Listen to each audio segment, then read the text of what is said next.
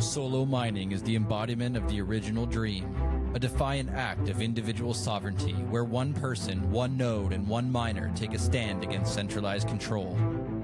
We don't just mine for profit, we mine for principle. We mine for ourselves and for each other and for the unyielding spirit at Bitcoin's core.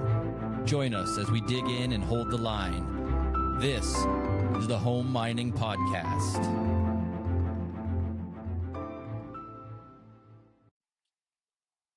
Hello and welcome back to the Home Mining Podcast by Solo.satoshi, where we dig into the wild and wonderful world of Bitcoin home mining.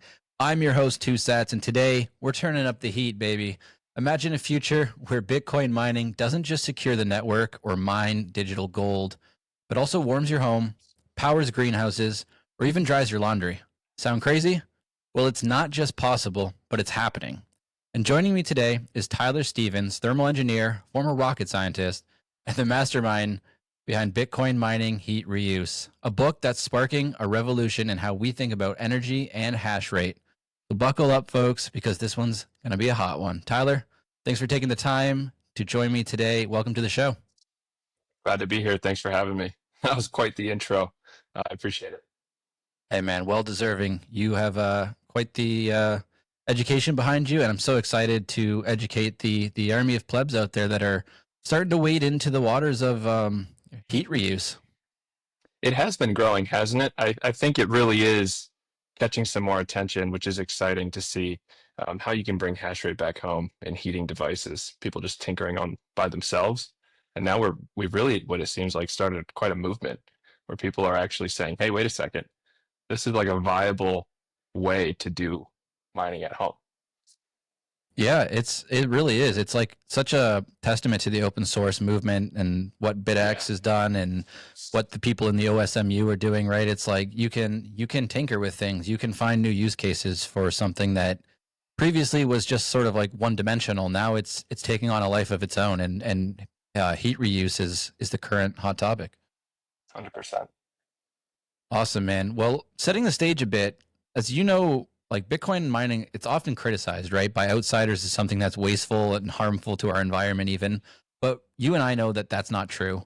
And not only is it not true, but stuff like your work is fundamentally helping reshape the industry and how people understand what's possible. So these buzzing ASICs aren't just hashing away, earning us Bitcoin, right? According to your work, these are untapped heat engines ready to warm people's homes and serve communities worldwide. That's exactly right. I think it's one of the most interesting things about hash rate heating, this emerging industry that I'm calling it, because Bob Burnett does a good job about this, where he's like, I don't know if you've heard him say, SHA-256 hash can also be used to verify random numbers, right? If they were trying to make Bitcoin mining illegal, you could just say that they're doing something else, like random number generation. And then my spin on that is they're just electric heaters, and so if electric heating is good, I live in Denver, Colorado. There's literally a city like law in our jurisdiction that all new builds have to have electric heat, not natural gas stoves, right? They're trying to cut down on that. So if electric heat is good, how can Bitcoin mining be bad when they're the same thing? All that energy that's put in towards mining is converted into heat. And furthermore, it's like the least wasteful way to do electric heat, because as those electrons are getting converted into heat, you are doing mathematical operations, computation that supports a neutral, ethical monetary protocol that's processing people's transactions. Censorship-free money. It's amazing. Man, if that doesn't give you chills like right off the bat, I mean, what are you here for in the space, right? I mean, that is the best of both worlds. I'm in the space right now. Shout out to the space. Man, tell me, what was the spark? What was the aha moment for you that led you from what you were doing before to writing a book about using Bitcoin miners as heaters? What was the core idea driving this revolution? It wasn't necessarily a eureka moment or anything like that. I happened to work in a thermal engineering, heat transfer, temperature prediction role in an aerospace company. Became obsessed with Bitcoin, met a bunch of great guys here out in Colorado, helped start the space, like I said, and then to me, Bitcoin mining was almost the last thing I learned about, which I think is not uncommon if you become a Bitcoiner. Some people get their entry point into mining. I do think that's more rare. It's usually number go up, freedom go up, and then the energy thing. That's what it was for me. And so when I started taking a look at Bitcoin miners, I viewed them as, dang, these things make a lot of heat. And the more I learned, I realized, okay, every air-cooled miner and industrial miner is around 3,000, 3,500 watts. They have been for the past X number of years, several years. They're not, when they first came out, there was, it was your laptop and then your desktop and then your GPU and then FPGAs briefly and then ASICs. And the ASICs did get more powerful over time after the Canaan's first ASIC, but they like plateaued at 3,500 watts. And the reason for that is you literally cannot push more power through a shoebox without it overheating. It would choke itself. It would bottleneck. The hydros are a little higher just because water or immersion machines, it's better at transferring heat. So you can run a 5,000 watt hydro miner, a little bit higher. But they're all around the same ballpark. And so they're not getting more powerful every year. They're getting more efficient. They're not getting more powerful. And the reason is heat. And so I viewed that and I said to myself, they're just little scalable modular heaters. They're electric heaters because you can't literally run any more power through them without it overheating. To do its task, this is as powerful as it can get. And they're kind of these little heating cubes, as I put them, as I call them. And that's when I really started to see them as electric heating elements, where now my view was not how do we get this into Bitcoin mining business model, Bitcoin mining operation here, off-grid energy here, in a container there. It's how do we get this into heat demand here? How do we get this into heating product here? And that's exciting because to me, it was only later, shout out to guys like Rob Warren and the education from 256 Foundation, all these other guys, Mechanic, Ocean, right? I learned about the decentralization factor later after I saw them as heaters. And it was like cherry on top. I was like, wait a second, using Bitcoin miners as electric heating infrastructure just happens to hyper decentralize the network. If all of those operations or heating appliances are constructing their own templates or at least choosing different pools, it's very, and so that's why I'm so giddy about it. Long rambled answer, but it's kind of like it's a win-win-win as I view it. Yeah, that's a great answer, man. It's a good story, and I love people like yourself and Rob. I love Rob Horn, big Rob He's the Horn man. fan. Yeah, I just love Rob, and people like yourself. It's like you guys come into Bitcoin, and it's the perfect like open field for you to approach it in the way that you see a problem or you see an issue that needs a solution, right? Like with that, whatever background you have, you can come in and see, well, this is what I'm seeing. And then somebody else like Rob comes in, this is what I'm seeing. And it all somehow just kind of works together perfectly at the end of the day in Totally. mining. It's so unique and there's nothing else in the world like it. And when you start to study mining and home mining and all these projects that people have and how they approach it, you just see like this is it's such a living organism of a system. It's just incredible. Yes, and I'm sure we'll get into it too, but part of the reason I think all the home miners are so passionate and hungry is because there is kind of a lot of craziness going on with the current mining industry, from block templates and pool construction to uh, large operations. And to my point, for the heat pump movement, something that we're screaming at the rooftops about is, the form factors and just the way these things are designed. Because what we're about to talk about, I'm sure we're getting into it right now, is I'm arguing to use Bitcoin miners ASICs really for a completely different application. Not a little desktop toy, which I love, and I think we need those to really inspire and spark this movement, and also it helps with decentralization. But we've seen from that movement, Scott and the BitX guys, Open Source Miners United, how much work goes into disassembling an industrial miner, reverse engineering it, figuring out how to talk to that chip, making a firmware, designing a PCB, packaging it all together, and then selling it on a website. I mean, it's just crazy that that's the process for this to happen. And so that's why that's what I really love about the home mining movement is it's a little bit like David and Goliath. Yeah, absolutely. And we can see that nobody's going to stop this. It's like the deck is stacked against people in this movement, but they're so creative and so brilliant that they're just not going to be stopped. And yeah, Yeah, BitXs are a great educational entry point and tool for people. And then something like this, like what you're doing, is like a lead into a large scale solution to like real world problems as well, not just within Bitcoin, but within communities and society in general. I hope so. Yeah. Awesome, man. Well, I believe in your book you've got a whole appendix breaking down thermodynamics for Bitcoiners, and obviously we can't go through the whole lesson, but could you give us a little bit of a crash course on how does heat transfer work with mining rigs, and why does it make miners such perfect candidates for repurposing heat? Definitely. I included that one. It's funny. Those were actually initially my first two chapters, and then my publisher, Brains, shout out to them. I realized Christian, their chief propagandist, he's a smart guy. He was like, "If you start with this technical stuff, no one's going to read your book." I said, "Okay, it'll be the appendix." Um, so, the appendix one is energy and thermodynamics for Bitcoiners, and the key takeaway is that energy cannot be created or destroyed. It can only be conserved. It's conserved. And so when you run 3,000 watts through a Bitcoin miner, you're getting 3,000 watts of heat. When you run 15 watts through your Bitcoin, your BitX, you're getting 15 watts of heat out of it. That's like the same amount of heat that your iPhone charger puts off, right? Um, but when you have a 3,000 watt version of that, that's the same amount of heat as that's like 4 horsepower. It's a lot of heat, right? And so that's point number one. Sometimes people don't realize that you can't just get rid of the heat. It doesn't disappear. All that power going in has to go somewhere. It's a big challenge for industrial miners. That's why they have these dry coolers on the roof. They like to be in colder climates. They have, two-phase cooling solutions. They put evaporative chillers on everything. It's a big problem. Um, and then the second part of that is of that appendix, which I outlined, is something called um, quality, which really just says that energy, you can measure how useful it is. And for us, Bitcoin miners, how useful heat energy is tied to how hot it gets. And for us, Bitcoin miners, they don't get that hot in terms of the outlet temperature. You're not melting steel beams with Bitcoin miners.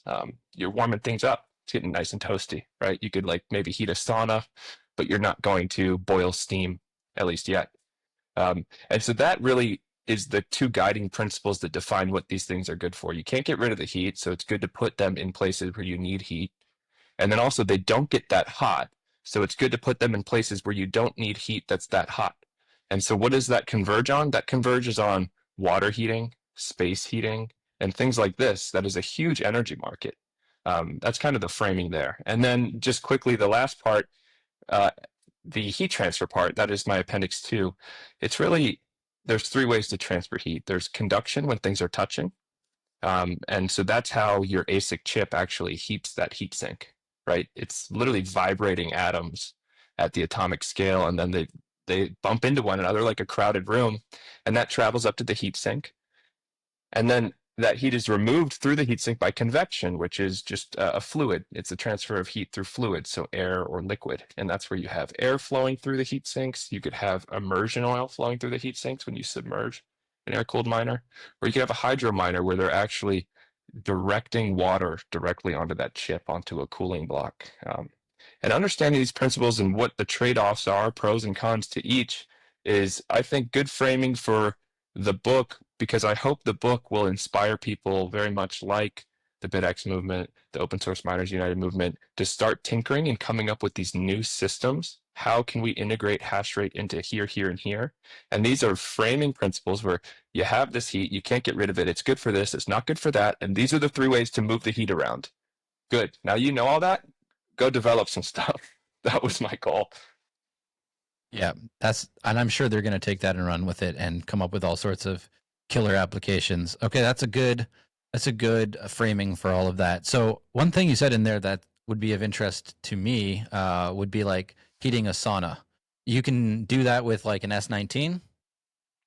Yeah, the temperature coming out of the air-cooled miners is hot enough to heat a sauna, get your sauna up to 100 and whatever degrees. I think actually a challenge with saunas is when you heat up air that hot, it just has like a dehumidifying effect. It dries it out because you're you're drying out that air. And so that's a bigger challenge, I think. And then the other part is you don't want to put the computer, the Bitcoin miner, in a steamy room if you are going to be having steam. So that's probably why we haven't seen it. But technically speaking, it could be done. Yeah, well, if somebody comes up with a workaround for those problems, I think that'd be a hit in the market for sure. Because you're seeing a lot of people like in the health world, where I come from, is like people love their saunas, they love their cold plunges, they love hot tubs, things like that. So I could see, if you could be stacking sats while redirecting that heat for health purposes, basically, that'd be phenomenal. Totally. I love all these applications. And there's also a ton of businesses that are heating saunas, 24/7, just like always spending money on that energy. Um, those examples are the best use cases, right? I talk about that a little bit in the book. That is a big challenge that we need to figure out. It's like Bitcoin miners are not cheap, you know. All the OG guys, all they want to do is make sure their uptime is high, right? So they're constantly monetizing these units. I mean, there's a capex associated. They're expensive devices, so they're trying to run them as often as possible. If they do fit into what I'm trying to do with matching hash rate to heat demand, you want to go after the people that are using the heat the most, cold areas or businesses like that, where the heat is just something they buy every day. So, you've actually highlighted a lot of killer case studies in general with this. So, like businesses or individuals already using miners in their, or like using heat, I should say. Um, they could use miners. Can you walk us through one of your favorite real world examples so far and what it teaches us about the potential that's there? One of my favorite real world examples is shout out to Softworm LLC on X. He's up in Chalice, Idaho. It's a small town. I think he's an hour or so away from a Walmart. But he's in this little utopia where the the hydropower is cheap in Idaho and it's rural enough such that there's no natural gas. Natural gas is cheap for heat in the US. So that's actually one of the biggest things we're up against with hash rate heating. It's hard to compete with natural gas just because it's so cheap. So what that leads to is it's great in areas where it's cold and rural. And rural means they're on propane or heating oil or something like that. They have it trucked in, and those heating fuels are about the same cost on a like a dollar per heat equivalent as electricity. They're pretty close, similarly. And so this application, I forget the exact name of the business, but it's like a semi truck wash. And so, you know, like you'd have a pressure washer to go with those like self car wash things, but a big one for semi trucks, filthy semi trucks. And you want hot water to really get all that dirt and grime and salt off the trucks. And so Bitcoin miners are heating that truck wash just off the side of the interstate in the middle of Idaho. I think that's hilarious. Yeah, that's badass. That's badass. And that actually, like one thing that's been popping up in my mind and in a lot of the conversations I've been having on the pod lately is just sort of the potential for Bitcoin mining to create a revival of like homesteading or like more self-reliant communities where people move from cities to like rural areas and they begin utilizing natural resources around them, right? And I think home Yeah, mining and heat reuse is like really it's going to help enable something like this. Is that what you kind of see? 100%. You know, that specific area is almost like a little utopia because it's not just they're saving on heating costs. That area, everyone's making money. It's literally profitable for a mining operation. And then they're reusing the heat. So they just delete their heating bill. It's gone. And so talk about an upgrade to these people's lives, right? It's crazy. Yeah, brilliant, right? That's what I'm seeing in my head is like a whole community or a small subset of like families. They could easily come together on, rural properties, harness the natural energy that's there, mine, stack sats, heat their homes, right? Dry their Mhm. beef jerky out or their clothes or their, a medical marijuana operation or any number of things. Like there's so many things that they could do and therefore it would be profitable, it would be a new way of life, and they wouldn't be stuck in cities where this might not be profitable. And they're monetizing all those resources without having to go into town or set up a business. I mean, it literally is, you are just turning the energy directly into value. It's fantastic. And then you don't have to heat the home or the use case all the while. Yeah, and with like these big centralized dependencies that we have in, especially in energy, right? That's not really been possible, right? The way that they can jack up energy costs every year is crazy. So this is like just going right back to nature and saying, we'll just harness this directly. Mm-hmm. It's awesome. Brilliant. Let's talk a bit about the economics of it, right? The money. So you've said that hash rate heating can turn Bitcoin mining into a capital accruing business instead of a capital destructive one. And I love that, and I agree completely. But break that down for us. How does selling heat alongside mining change the game for profitability? I'm glad you saw that tweet. That was a fun one. Sorry, Cathedra, but someone was reading their annual report where they basically, did you see that? They were just like, oh yeah, this doesn't work, by the way. Um, all of our shareholders have less sats per share than 3 years ago, which was funny. But the point is, I guess the key takeaway for me and hash rate heating in general is that if I'm buying heat, then I don't care what the hash price is. I view this as a way to, the BitAxe or the NerdAxe on your desk, right? That is a solo miner. It's fully ideological. I want to support the network. I want to support decentralization. I want to grow the hash rate, right? More security. Hash rate heating is that, but scaled up to a point where it actually offers you utility, right? And so I was going to pay for heat anyways. But now I also get all these other benefits. You could just solo mine. What if you already had electric heat, right? And then you have insane odds of just solo mining a block compared to the smaller desktop stuff because of your HVAC system or your water heater or your hot tub or your pool. Or you're in a pool, a mining pool where you're getting consistent payouts, right? And so just through the nature, and then it's also non-KYC sats. So your Bitcoin exchange becomes, you're either off-grid and homesteading like you just mentioned, or it becomes your utility provider who has no idea what you're doing with the energy. And so that's what's so interesting to me. And it should be capital accruing in the sense that I would hope most people doing this, there's really two ways to think about the economics. You can have the sats come in and sell them monthly to help offset your heating bills. But I do think that's the silly thing to do. Us Bitcoin maximalists would think that's the silly thing to do because Bitcoin is, engineered money. It accrues in value over time. It holds its value. It's designed to operate that way. It's worthwhile to, if you can stomach it, just pay maybe your heating bill when you swap from propane to natural or propane to hash rate heat goes up 10%, right? But you're getting $500 a month worth of KYC free Bitcoin. And then 5 years down the line, it's X $1,000, right? And so it becomes obvious in that sense.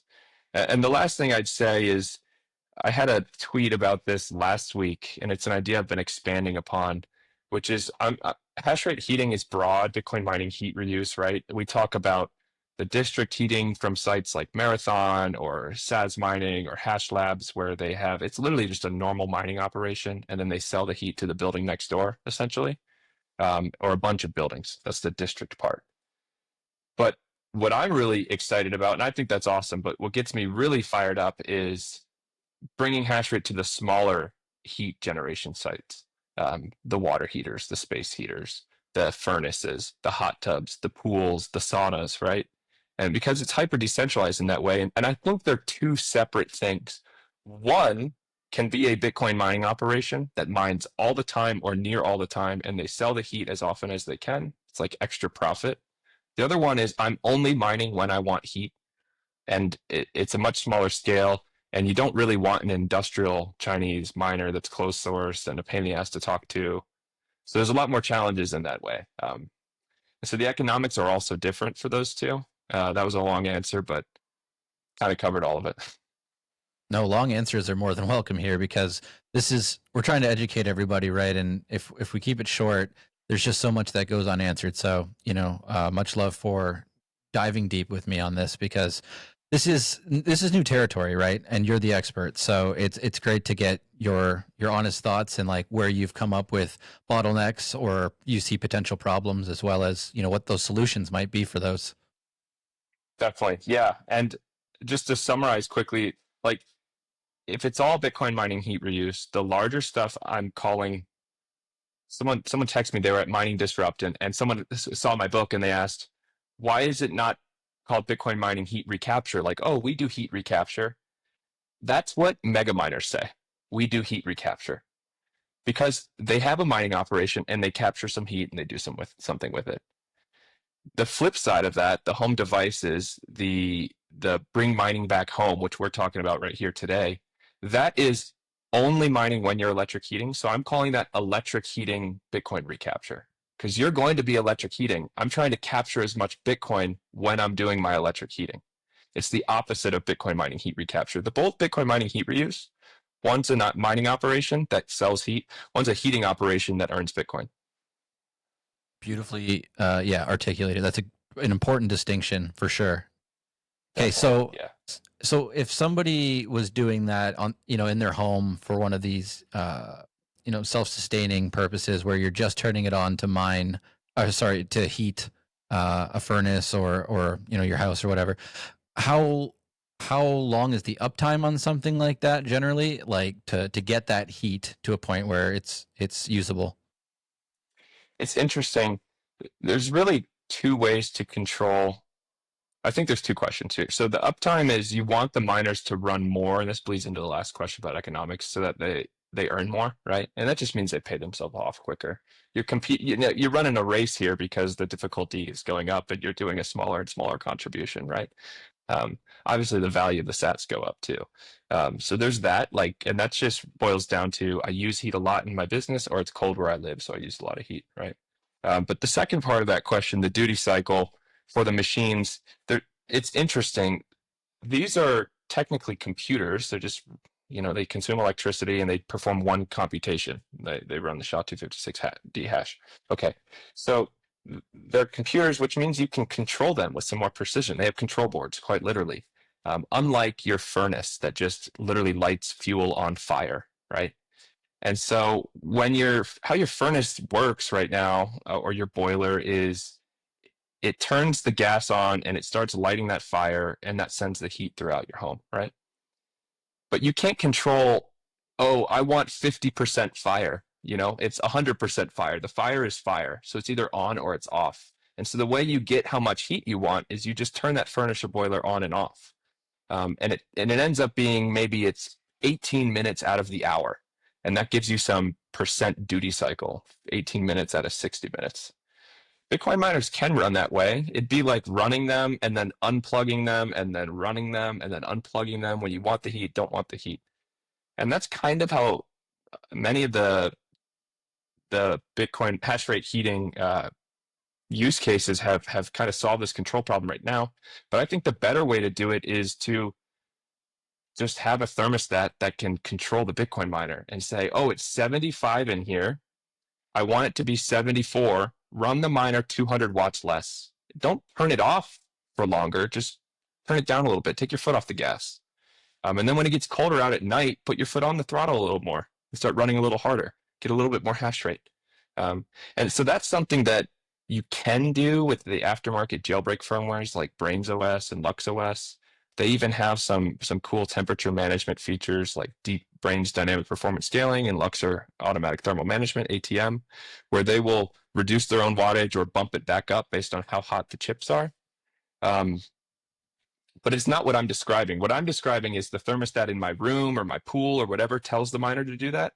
The current setup is the miner adjusts and ramps itself up and down with the throttle based on how hot the miner is. It'd be like saying, furnace, turn on and off when you're about to kill yourself, instead of just having a thermostat in the room in your house. It'd be like, when the thermos is about to blow up because it's too hot, turn off, instead of when I'm hot in my room, turn off. It's funny.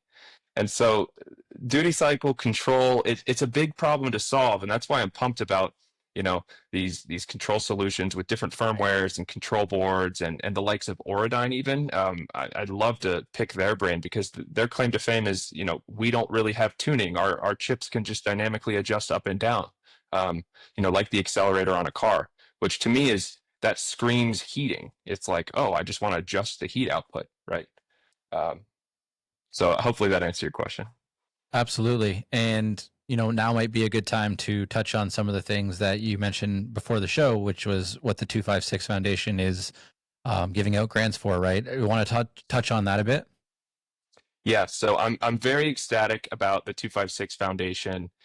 They are working on some awesome stuff, open source, mining focused, and the the the blunt of it is there's going to be an open source hashboard, and that's kicked off by Scott 9000, BitX Instigator, which is going to be called the Ember One, and I'm really excited to see what comes out of that. So that's awesome to have an open source hashboard. I expect that to lead to different form factors, right?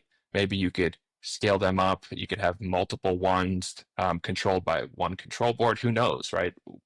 Really, the world is our oyster here.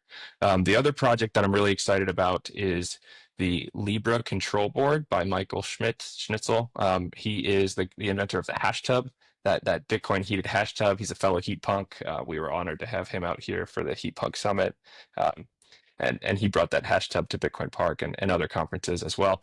But he's working on a control board where it is Linux based and it will have several inputs. So imagine a control board where you could have a full or pruned node on it, and it could construct its own block templates, right? Or a control board that could have, USB-C connections that could, convert. You could essentially connect anything to it, or analog inputs where you could have a dumb thermostat, a dumb thermostat that you buy at a hardware store that sends an analog signal like it does to your furnace or boiler, but it's now sending it to this smart heater, your Bitcoin heater, and it is converting that analog signal to a digital signal. So that's awesome from the control board.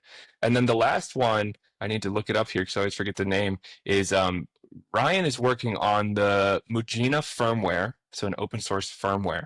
And I'm not an electrical engineer or an embedded systems guy, so I might have just butchered what I described about Scott's project and this one as well. But my understanding is that last part of control that I was talking about, firmware is really where you get that wattage, that tuning capability, being able to, deliver heat on demand, like control hash rate for heat. And I think that's achieved at the firmware level. So I'm really excited by all these projects coming out of the 256 Foundation. If you guys aren't familiar with that, definitely go check it out, support them. It's a nonprofit that just supports open source mining initiatives. And for that home mining growth, which I believe is the biggest way we scale home mining, is just sneaking it into heating devices because these things get hot anyways. We really need to rethink what a Bitcoin miner is from the ground up instead of just retrofitting and tinkering these industrial machines. Yeah, because there's a clear limitation and a ceiling to that, and so innovation on top of what we have is going to be the future. It's happening now, and it's going to lead to a better future, right? So, in terms of what you just touched on, I think it's helpful to now dive a bit into the ASIC design evolution, right? So let's talk about how miners can be optimized for higher operating temperatures, which you just kind of touched on, to maximize that heat output without sacrificing hash rate. I take it some of these innovations will help that. And then this is going to lead to a question about chip design. Could we see a future where ASICs are built specifically for heat reuse, not just efficiency? And are there some good case studies of any small scale miners using air ducts or immersion cooling to redirect their heat for home heating? Yeah, those are great questions. I will just say I'm not like a chip designer, so I'm not an expert by any means. But from my conversations with the folks that are, it does seem possible, right? The chip in my iPhone gets like 110 degrees Celsius. So if we could get that on an ASIC chip, the reason higher operating temperatures are desirable is back to that point from the Appendix A chapter, which is that higher temperatures is more useful heat. That's over 100 degrees Celsius is over the boiling point of water, which if you can boil water, then you can produce steam. Steam expands. It's a gas vapor. It expands. It increases in pressure. So then you can like move stuff. Imagine if just running a Bitcoin miner could boil water to get it hot enough to expand where it spins a steam turbine. Then you have kinetic motion powered by Bitcoin. It's unbelievable. So that's exciting. And I want to see it. And I think that we could optimize for heat reuse and heating at the ASIC level. Already, it used to be the case with the S9. They used to publish in their spec sheets, Bitmain, the chip can operate at 100 degrees Celsius. there's a miner that most people aren't familiar with that I love telling people about, which is the What's Miner M64. It's not even on their website, but I've seen it. I have one. It is a single phase power, so it means like you can use it in a residential application. It's not three-phase power like an industrial site, and it's 80 degrees Celsius outlet temperature. So that chip's probably running at 100 degrees Celsius. It's a little less efficient than the M65 counterpart, right? The normal hydro miner, the three-phase one from What's Miner. This is a specific focus from What's Miner to make some trade-offs. They said, we want higher operating temperature, single-phase power. It's slightly less efficient, but it's perfect for heat reuse. It's perfect.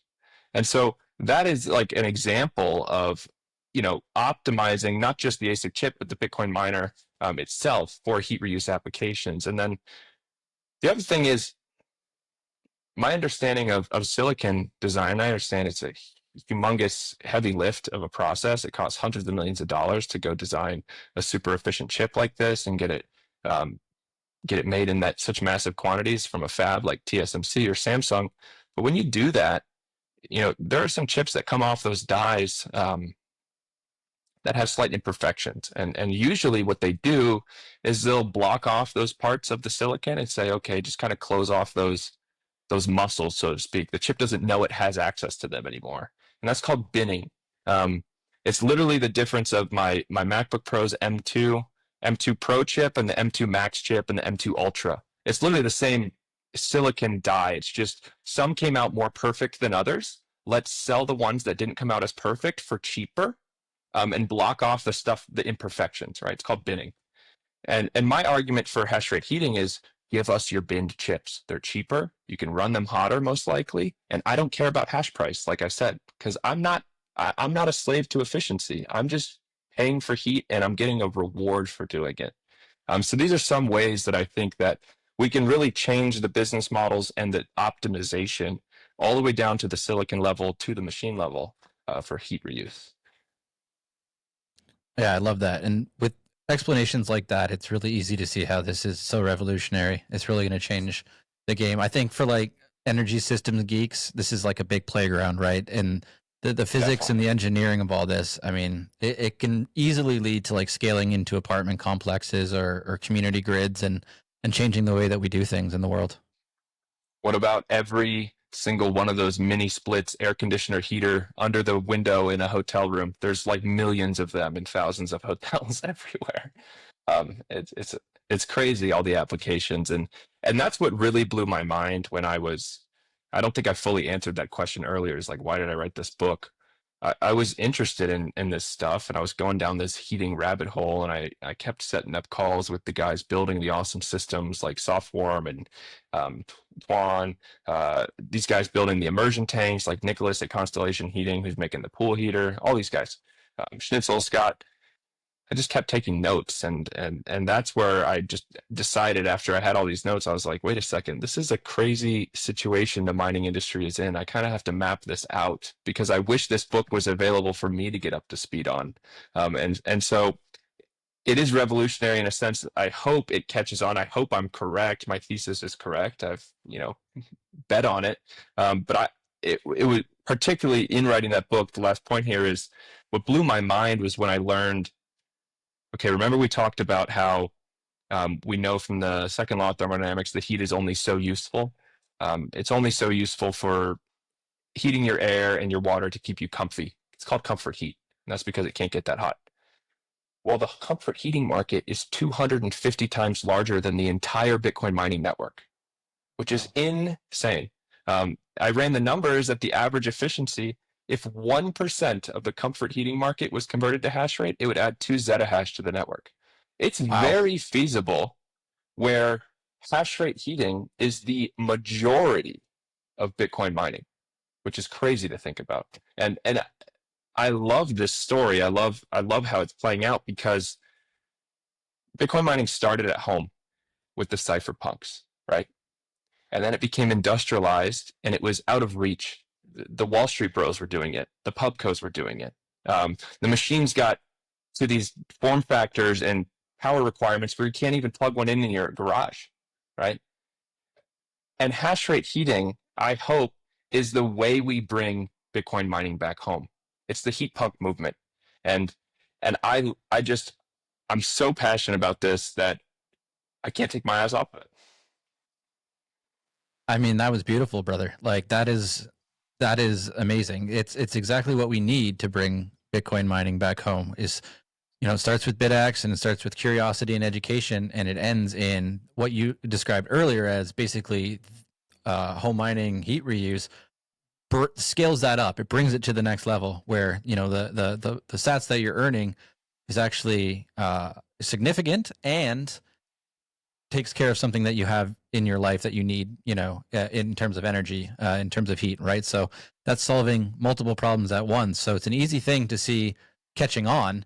And I think that was an amazing statistic. Like if only 1% came on out of that market and into this market, you'd have 2 Zeta hashes.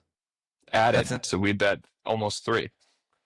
That'd be massive. And that's at 1%. So those are the kinds of statistics you guys need to start thinking about and seeing how we can make this a reality, because what that will do is start to take it out of the hands of these big giant mining conglomerates and put it back in the hands of the cypherpunks and the heat punks and the home miners. I love it. Exactly. And I don't think the mega miners really are taking notice yet. And I'm talking specifically about the manufacturers, right? What I'd love is for Bitmain, who makes super efficient chips, and they've done it for a decade now, they know what they're doing, to just sell me the chip so that I can go make a water heater, right? And neither of them nor WhatsMiner will do it. They don't have to. They have 10,000, orders next month from CleanSpark or whoever. You know what I mean? Like they don't care about me. Even though the market's larger, they have no business making this stuff. It's crazy to think about, right? Like when I want to build, some little desktop computer for my house, I don't have to get an Intel desktop. The chip is from Intel. My graphics card's from, NVIDIA, or my power supply is from Cooler Master. You could piece it together. Um, Bitmain and MicroBT and Canaan, they have no business making the shoebox. They have no business making the water block, the fans, the heat sinks, the power supply. And I'm sure a lot of it's outsourced to their partners, right? But they sell it under their name. And it really is just a very closed source mindset to prevent innovation. And they had the first mover advantage, so they're getting away with it. Yeah, it's sad. It's disgusting, but it is what it is. And as I think you and I both know, there are potential solutions on the horizon for chip procurement that will alleviate this terrible bottleneck that's being forced upon the home mining revolution. So, it's just a matter of time. Then we won't have to be retrofitting and like taking all this stuff apart, and there might be real solutions coming, and that's when we're going to see like a Cambrian explosion type thing going on here with people having real direct access to chips and then innovating with those. I fully agree. And I'm bullish on Proto and the likes of other projects that are working on ASIC chips that they plan to release documentation and sell chips directly to system builders.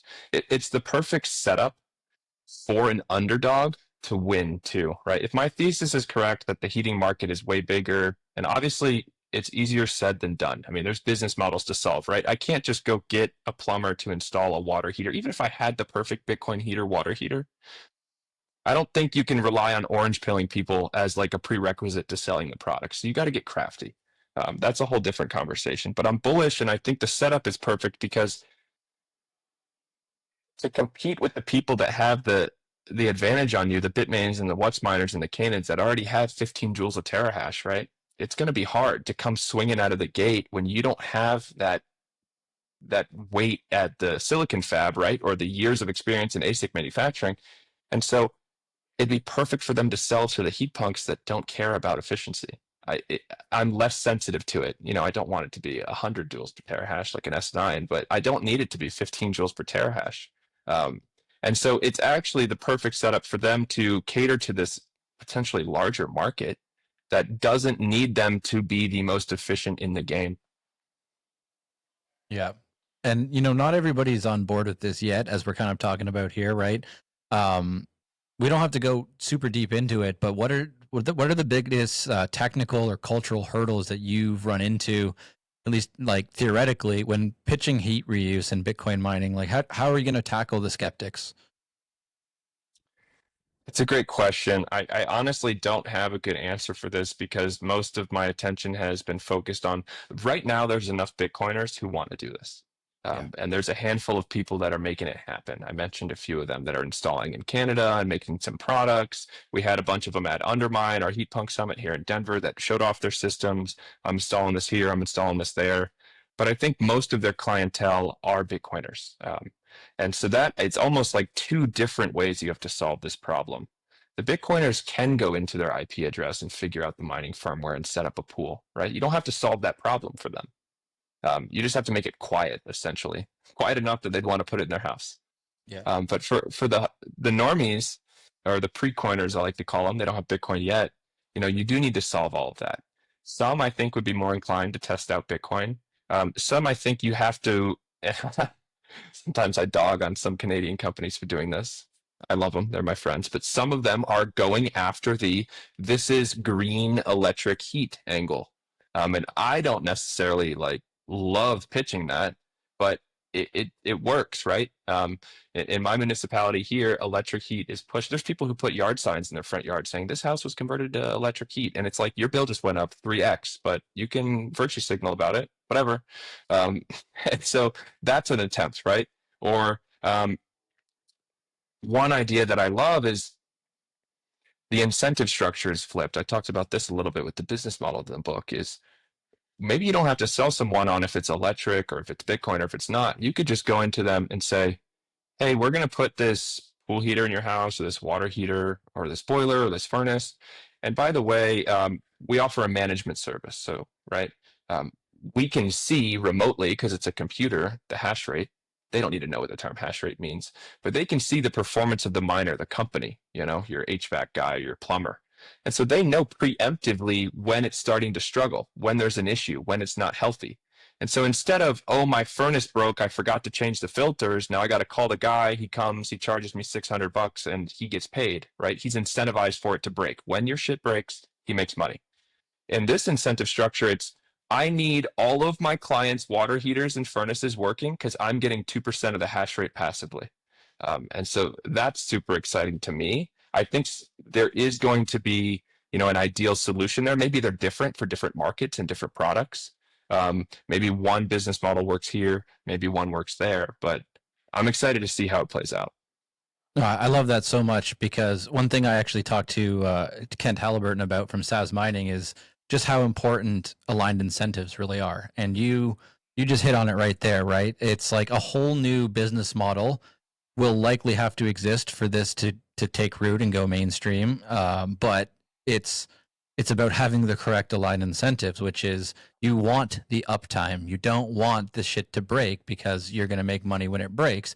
You make money when it's running, right? SAS Mining Yes. makes money when their rigs are operational and have good uptime and they're maintained well, right? So I can see the parallels to this, an emergent business model where, again, like Bitcoin tends to do, it incentivizes you to do the right thing in a way and do the more humane thing, let's say. And so, yeah, having a whole business wrapped around, hey, we want uptime and we want our clients to be, efficient and running well because that's how we also make money. Versus, hey, we're going to cannibalize what we've installed here and make money off of your misfortune, basically. 100%. It's almost like the opposite of, some electric utilities will say, hey, or whatever gas prices or whatever worldwide event, turn your, reduce your consumption, or the California brownouts, right? It's like lower your consumption. It's going to be billed very high. We have too much demand. In this situation, a company could almost be like the opposite of this. Hash price is ripping. Turn on your heaters, like dump it outside if you need. Crank your pool up. Not using it, you're going to get paid. You could have situations like that. It's very cool to think about. That's such a trip for the average person, but they'll get on board with it when they realize that they're earning money that way instead of bleeding money, right? And it's just so cool to think about. Bitcoin miners make heat, so almost this little army of heating systems that are processing censorship free money, in the background. You can envision a future where nearly everyone needs heat, even in warmer climates. Hot water heaters, everybody loves a hot shower, right? Likes to wash dishes with warm water, um, use their dishwasher, whatever it may be. And so you can envision this future where all the Bitcoin mining network transactions are just processed by this massive network of heating appliances. It's crazy to think about, and it's the ultimate example of Bitcoiners reducing waste, right? Um, you're already using heat. I'm going to install a machine that's using heat that makes heat. It's very exciting. Yeah, two things everybody's going to need in some capacity is Bitcoin and heat. So this is the perfect duo, right? I love it. And like I Well just said said. before, like Bitcoin just has this weird, organic, beautiful way of just making the innovation in line with humanity and not opposed to humanity, like the centralized cabals in the world do. Right? Everything to me at least feels so plastic and anti-human. And Bitcoin, whatever comes out of Bitcoin and Bitcoin mining, it just tends to align incentives with humanity better. So this is a really phenomenal example of that. It is amazing how it seems to work out that way. It's fascinating. I fully agree. Yeah, I don't know, and I'd love to speculate with people on here if Satoshi intended it to be that way when he was designing, this Insane. currency, but If it so, how?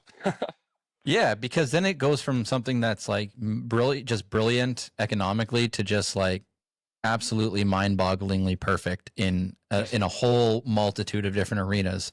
And if it was going to break and there were flaws in it like that, you'd see it. But instead, we just keep getting this incredible evolution of use cases. So, hat tip to Satoshi for sure. Um, Definitely.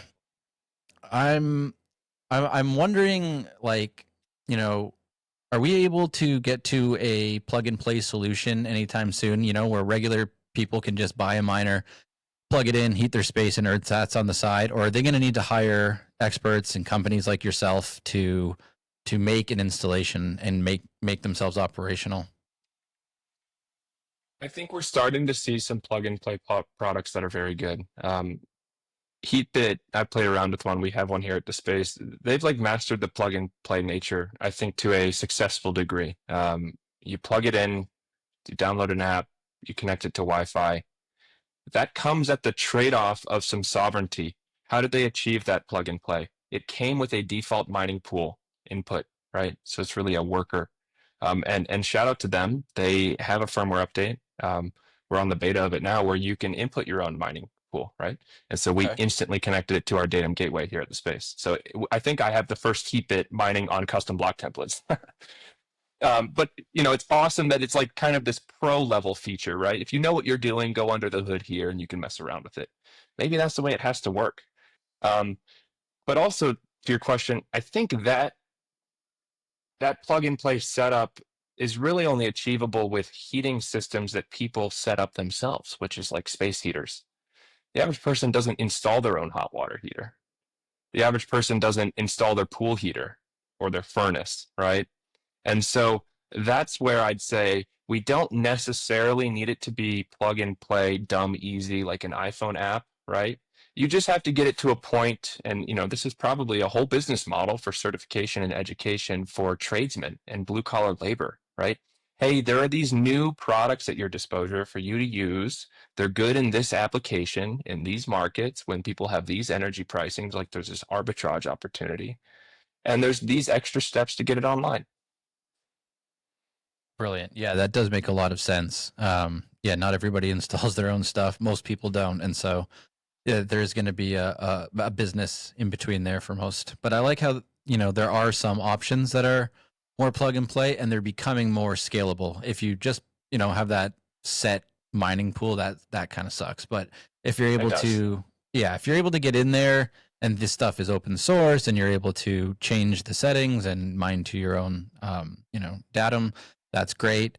But yeah, okay, cool. So does this, in addition to all of the things that we've talked about, make older miners sort of more profitable and useful again with heat as the perk?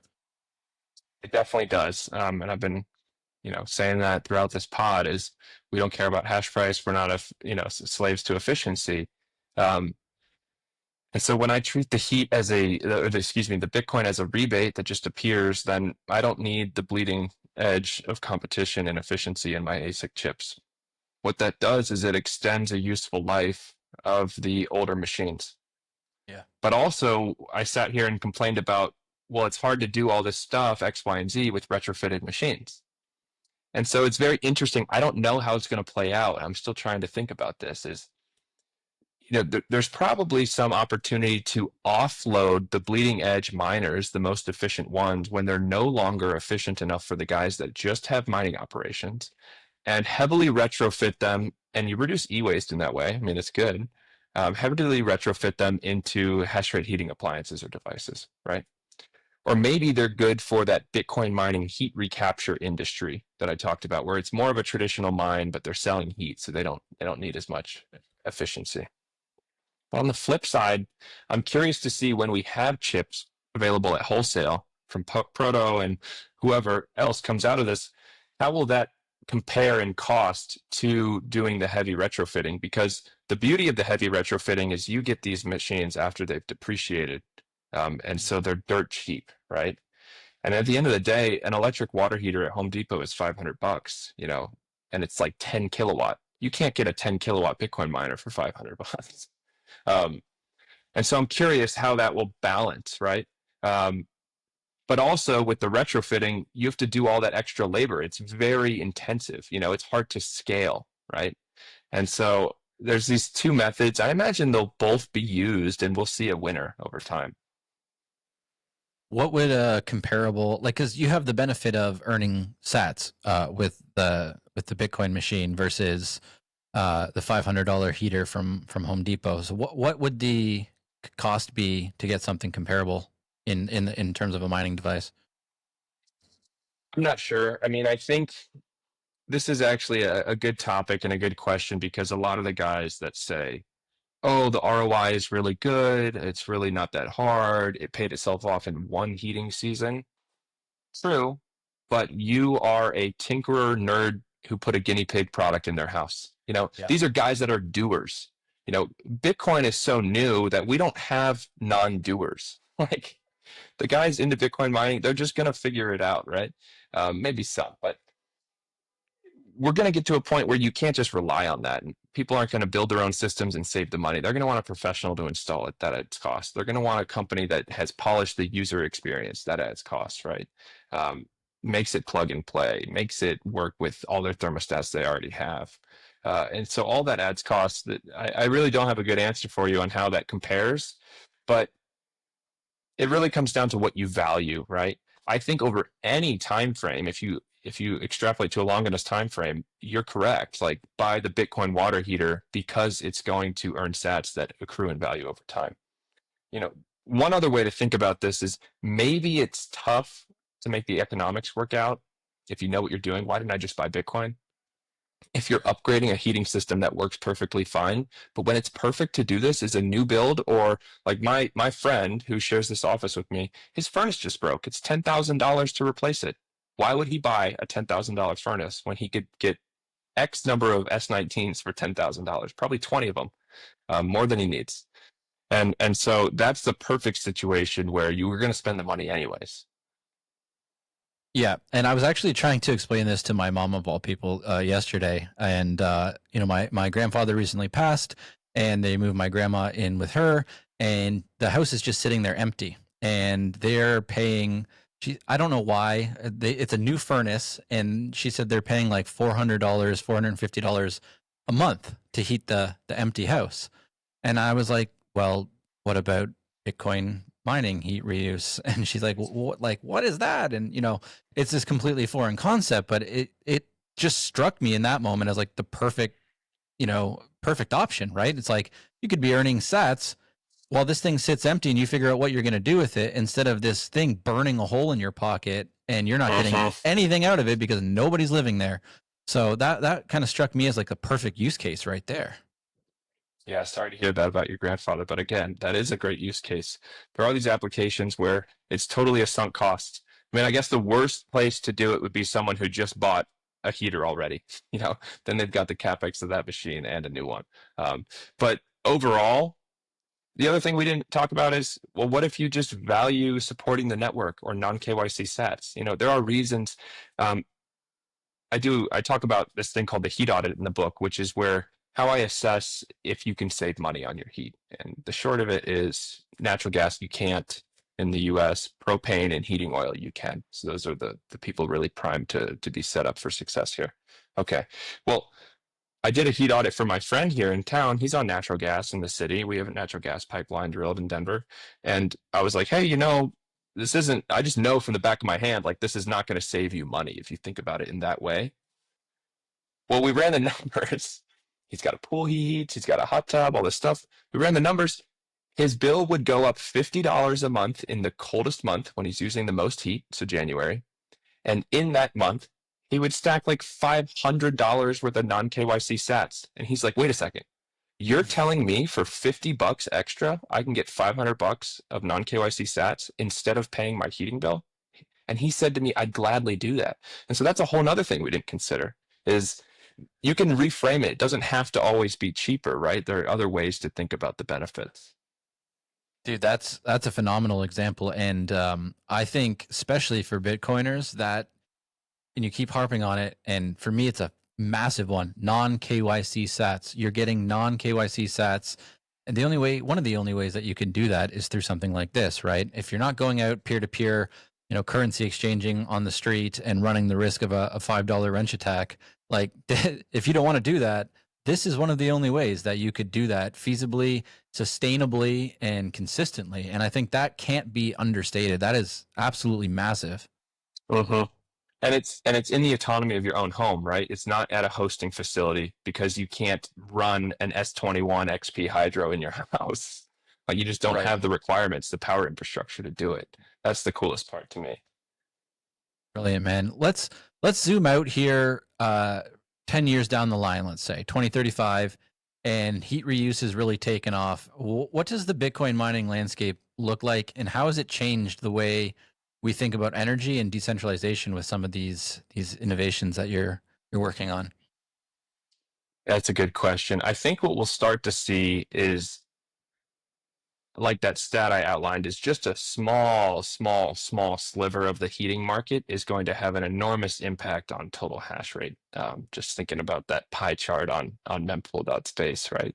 And it's crazy to think about how big of a pie chart you could get with just a tiny sliver of like, I'm only going to sell hot tubs. And just to see how that impacts the Bitcoin network. Um, you know, Also over that time frame, as we transition to primarily transaction fee based blocks, hopefully, I mean, I know that there's like no fees right now. The mempool is almost empty, but presuming that happens, I really think the people that are slaves to hash price are going to struggle. Um, and to build on this, it's not just hash price. A Bitcoin mining operation as a business, whether you like it or not, if you're not homesteading and you don't have a natural gas well on your property, right? If you've got a team and staff and containers and servicemen and a marketing department and an HR department and salaries to pay, that's what you're competing with. My water heater doesn't have a salary to pay. Like, how will you beat that? You can't. It's not just the hash price. All these mining operations, they're businesses. They have overhead, they have operations, they have bills to pay. And so I imagine we're going to see a lot of hash rate hyper decentralized back into the small home mining applications. I hope we're correct because it's much easier to manage. It's not a business. It's just a product. And I'm going to combine that product that makes heat with my other products that I use heat from. Yeah, and we see mining operations at an industrial scale struggle all the time in bear markets, right? So that's a perfect point. And you said it's not a business, but I kind of see the home heating as a self-sovereign like business model in that these are working for you, but they're not a liability that you have to pay every month. Like this is producing labor and like long-term value for you, and you don't have that overhead that these giant mining conglomerates do. So in a way, like I see the BitAxe and the heat reuse mining setup as sort of like employees, but ones that you don't really have to pay for. They're paying you, and that's Yes. that's how it kind of strikes me. Yeah, it's reward for contributing your energy consumption. And at the end of the day, this is my nerd brain coming out. It's like all energy gets converted into heat. It's just entropy, Yeah. disorder. It all just fizzles out into heat, the heat death of the universe, right? We all need heat. And so you might as well, as it's on its way to turning into heat, route it through the Bitcoin network and get paid for it. Brilliant, man. Well, you've really, warmed me up, and I'm sure all the listeners up to these ideas with all this education. You've blown my mind. We went from thermodynamics to decentralized heating to the economics of all of this, and it's clear that this is more than a niche. It's a paradigm shift at this point. And folks, if you want to dive deeper into this, please do yourself a favor. Grab Tyler's book, Bitcoin Mining Heat Reuse. It's out now. Follow Tyler on X at Tyler K. Stevens for more of his insights. He's always putting out great content. And Tyler, do you have any last words for our listeners? Join the revolution, become a heat punk, and advocate to bring mining back home. Thanks for having me. I really appreciate it. It's been a pleasure, man. I couldn't have said it better. Are you going to have an audiobook for your book? There will be. Shout out to Guy Swan. Okay. One of our Twitter listeners wanted me to ask that question of you, so I'm sure he'll be stoked to hear that. Yeah, that'll be awesome. Awesome. Well, that's it for this episode. Oh, sorry. You have more? No, you're good. You're good. I just said That's it for this episode of the Home Mining Podcast. If you loved this as much as I did, smash the subscribe button, leave us a review, follow Tyler, tell all your friends about the episode and the podcast. And until next time, keep mining, keep hashing, keep innovating, and maybe while you're at it, keep your house warm. We'll see you soon.